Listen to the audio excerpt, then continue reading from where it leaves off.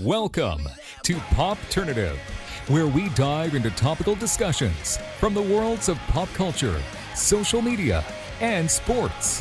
Here is your host, Peter Remoliotis, aka PD Beats. PD Beats here from Popternative, speaking to Ola and Heidi about Night Ride, which is nominated for an Academy Award this year for Best Live Action Short. Welcome to the show. Thank you both for being here. Thank you. It's very fun. You know, I have so many questions because I really enjoyed this film. But Heidi, from a producing kind of behind the scenes perspective, what can you tell me about the first kind of conversations with the directors and the writers about this film and the concept? Is there any kind of what were the first conversations like about the premise of this film specifically? Well, the director Eirik came into our office and said, I have this idea, and it's actually based on a true story. A friend of mine, got drunk one Christmas Eve and was cold, frozen stiff, and needed to warm up, and broke into a tram, and then accidentally ended up taking off and having to pick up the passengers along the way. So we thought that was sort of the initial idea for the film, and we thought it was hilarious. I mean, that's really great. And so, we're interested. He wrote the script, and we kind of took it from there. I mean, it changed a lot. The whole thing about the harassment is added. That's not a true story, but, that was the beginning. Yeah, no, absolutely. Ola, I find it interesting because, like Heidi said, most of this film is kind of in one setting, in the tram and everything. Does the mindset from an acting perspective change a little bit, knowing that most of your scenes are in one specific area rather than different? I'm always curious about that, right? Where most of it is on the tram, right? Yeah. No, I don't think from the actor's perspective, it doesn't change. Yeah. I mean, I'm just doing my job. So I'm taking the script and absolutely making sure that everything goes.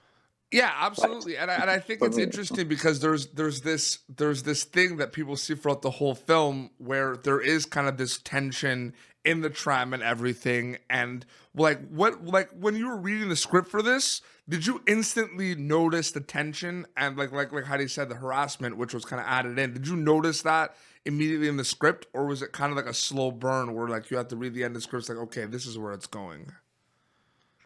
I maybe needed to read the script a few times to just get the emotions and what I thought about it, and then the feelings and emotions started to expand. And so I needed to read it sometimes to actually understand what is going on and how hard the harassment actually is. Yes, no, for sure. That's very important. Heidi, how important was it to have those big conversations of how the film looks? Because it's unbelievable storytelling, but it's so breathtaking from a cinematography standpoint, at night on the tram and everything. How important was that to have those meetings with the writers and the cinematographers and everything to figure out exactly how you were going to take these based on a true story situations, make them real life and everything, but to make them look very crisp and kind of breathtaking at night on a tram? I'm just curious about the cinematography perspective of everything.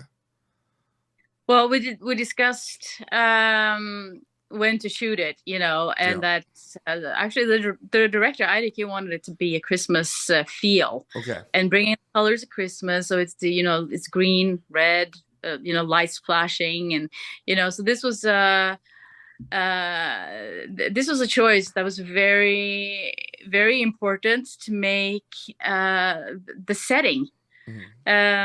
Initially, why Christmas was chosen was because around that time we have these Christmas parties, everybody has these Christmas parties and people end up drunk, and the driver was supposed to be drunk to get on the tram. And that changed because the lead actor changed from being a man to a woman, and the drunken part just kind of didn't matter anymore. She was just cold. So from a cinematography perspective, we chose to just keep it at Christmas, to keep the colors and to keep the the Christmas or the crispness, I should say, alive. And I'm glad we did. We get twinkling lights, and it's more of a magical season that we are allowed to add as well. With the lighting, in the background, and the tram drives through the city, and It's beautiful. Absolutely. And the music as well. Also, the music is great. No, it is a real breathtaking film. I really enjoyed it, and I can't wait for more people to watch it. Ola, I wanted to know, maybe if it wasn't your first, was this your official first acting project, or did you do some before this?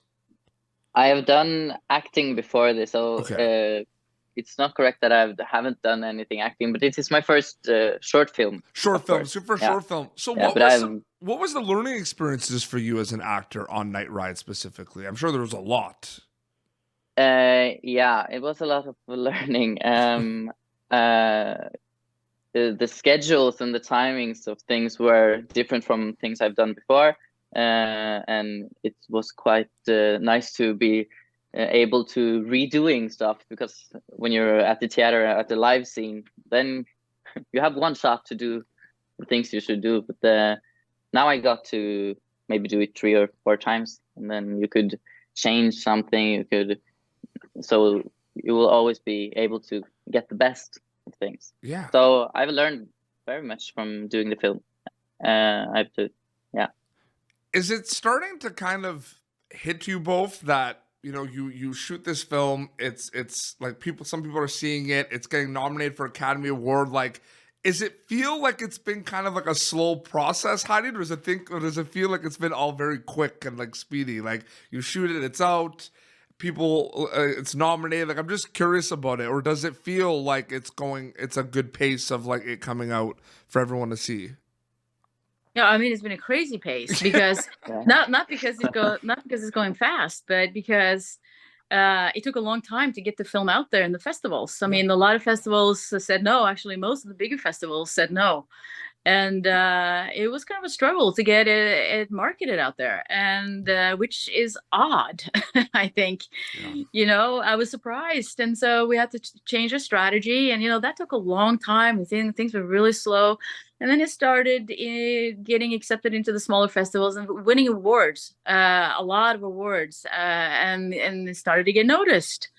And then it kind of picked up. And then after we got the win at Tribeca, things have just been moving at record speed from then on. I mean, it's been a slow process until Tribeca, and then it's just been light speed since then.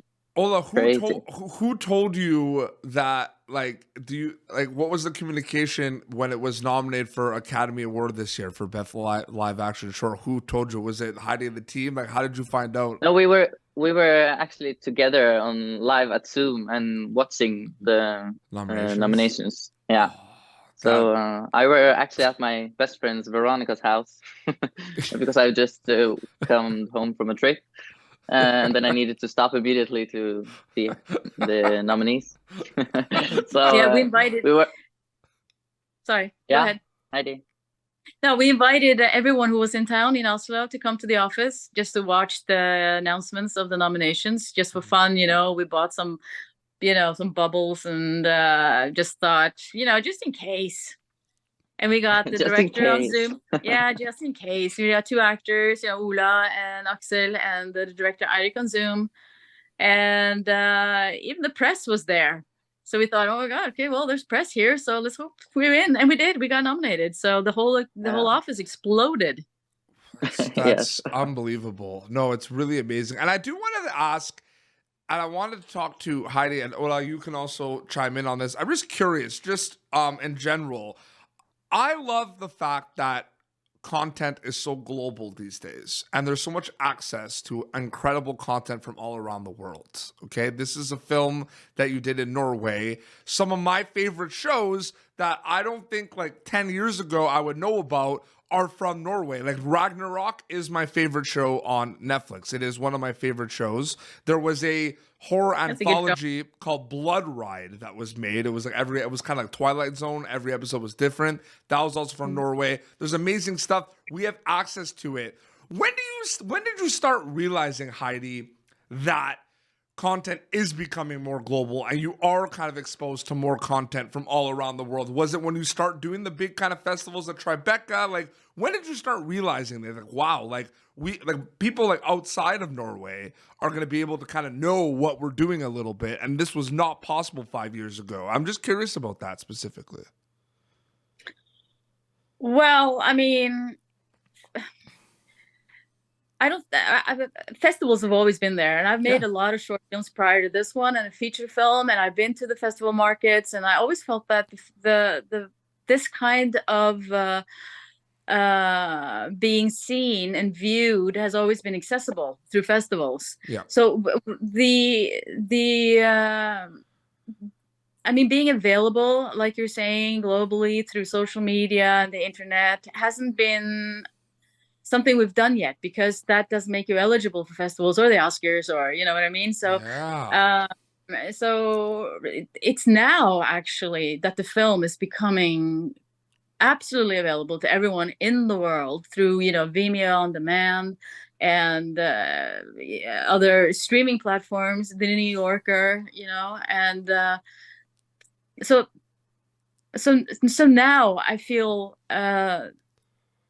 that the world's eyes are on us. You know what I mean? Up until now, it's been festivals, and I think that's always been there. Yeah. And of course, the pressure from that kind of exposure isn't nearly as much as once you stream at a platform like the New Yorker. Yeah.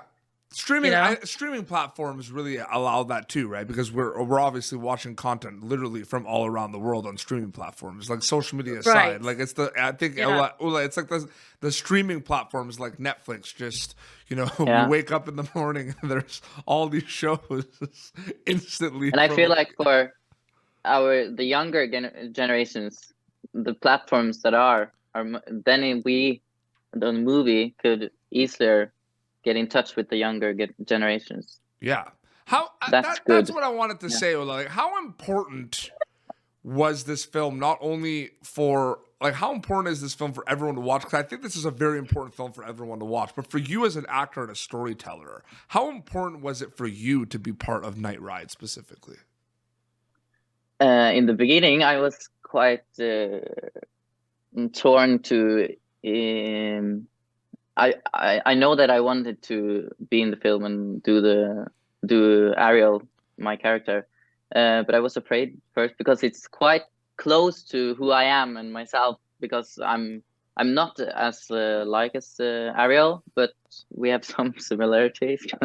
But I felt like I could do a good portrait of how it is to be harassed like that, and it's just a nice story it doesn't scream all these things in your face. It maybe goes under the line and just tells the story of how it is to be, oh my God, what's the word?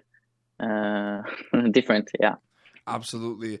And there's a lot of, Heidi, there's a lot of important messages here, like so many of them, like representation, acceptance, and everything. Was that kind of like from the beginning of also the movie, like you said in because I really loved how you started the interview about, a drunken night out on the tram and everything happening, but being able to kind of put in those really important messages about acceptance and about representation. Was that also always like on the top of the list when you were making this film as well? Yeah, absolutely. I mean, the tram and the fact that she ends up actually stealing it was, just the setting. I mean, the whole point of the film was to stand up if you can, and find the courage to actually put your foot down and say, you know what, your behavior is not acceptable, and stop harassment, and be there for each other. Yeah. Be respectful, and I'm thinking if she can do that, then we all can. Yeah. And that's the big message of the film. Yeah, I think. No, it's really important. Don't watch other people be wronged and treated disrespectfully, and we got to stand up and say something. Did it feel like once you made the film and then you rewatched it, there was like, because like what I got from is I watched it before this interview, I watched it 2 times. And both times I've watched it, I noticed and recognized other things that I didn't realize the first time watching it. Like, was it kind of one of those processes too, Heidi? Where, because I feel like the movie does have a lot going on in it, considering it's just like one night on the track. You know what I mean? Yeah.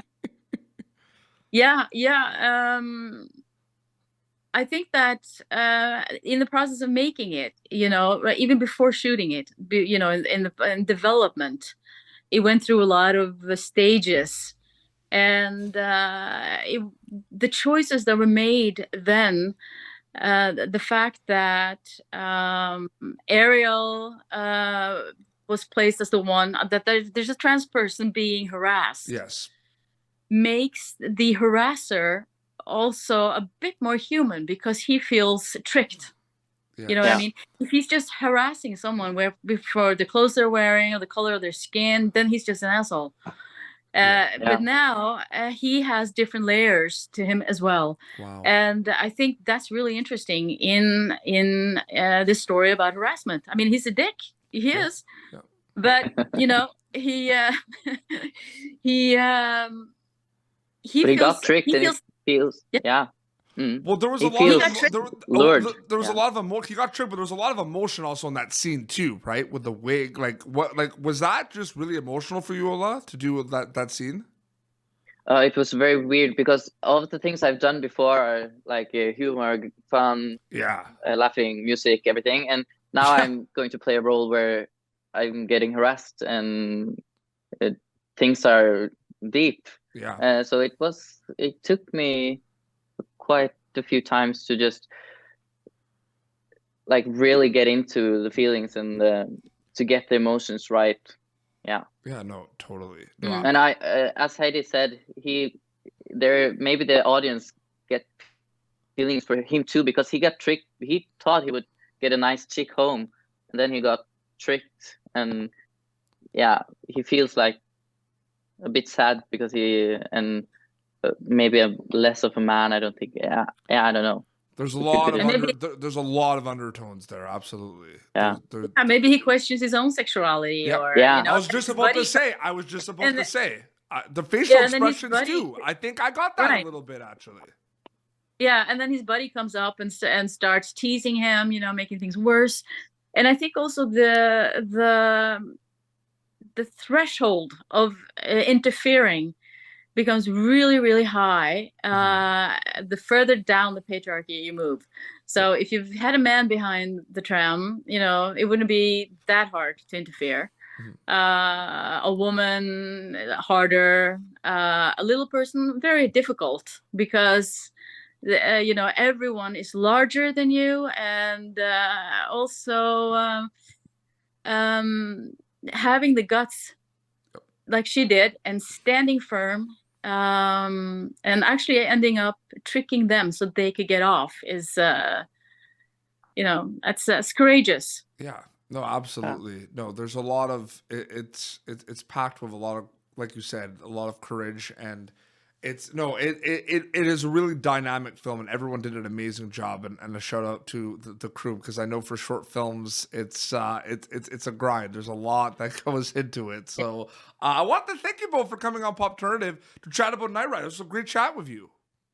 Thank you. And thank you for having us. It was fun. Yeah, no problem. So very quickly, so the film is officially nominated for an Oscar. It's nominated for an Academy Award for Best Live Action Short this year, which is incredible. Congratulations. Heidi, can you plug away quickly? Like, where can people watch the film? Is it available? Is it doing some more festivals? Like, can you just do some plugs quickly where people could check it out? It's going to Boulder, I know, Boulder Film Festival, Wyoming, possibly, and it's streaming on The New Yorker. Yep. You can see it there, in the US at least. Yep. I think that's it. And it's going into the theaters, I think, with International Shorts program, where they put the nominated shorts in one program and they show them in the theaters in the US. Yeah, no, absolutely. And is there any like social media or like websites, like maybe for like the film companies or any of you, like anything people can keep update with, any like Instagrams, anything specifically, or? Yeah, you can check it out at Cylinder Production on Instagram. Yep. And Facebook. And we have a webpage, www.cylinder.no.